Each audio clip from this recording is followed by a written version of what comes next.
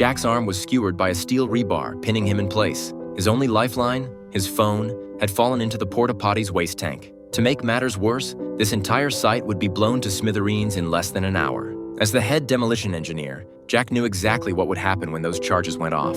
There wouldn't be enough of him left to fill a matchbox. Fighting through the pain, he managed to grab a measuring tape. He chewed a piece of gum until it was soft and sticky, then pressed it firmly onto the tape's end. Carefully, he lowered the makeshift tool into the waste tank, trying to unlock his phone. But the tape was too flimsy to control precisely. 3 failed attempts later, his phone locked him out for a full minute. Despair crept in, but with the countdown ticking, he couldn't afford to give up. The second that minute was up, he tried again. This time, disaster struck. The gum fell off and stuck to the phone screen. Jack cursed under his breath, forcing himself to stay calm. One piece of gum left. One last shot at survival. He moved with surgical precision this time. Lady Luck smiled. The phone unlocked. Jack immediately speed-dialed his friend, frantically explaining his location and begging for help. Within minutes, he heard a car engine approaching. He yelled until his throat was raw, banging on anything within reach. But what happened next was beyond his worst nightmare.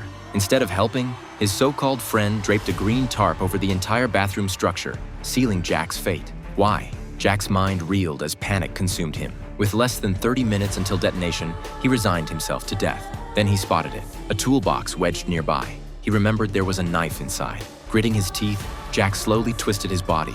The rebar ground against muscle and bone, sending waves of agony through him. He nearly blacked out, but the will to live kept him conscious. His fingers finally closed around the toolbox. First, he used his tie as a makeshift tourniquet to slow the bleeding. Then he found the knife and started sawing at the door lock. With a satisfying snap, it broke free.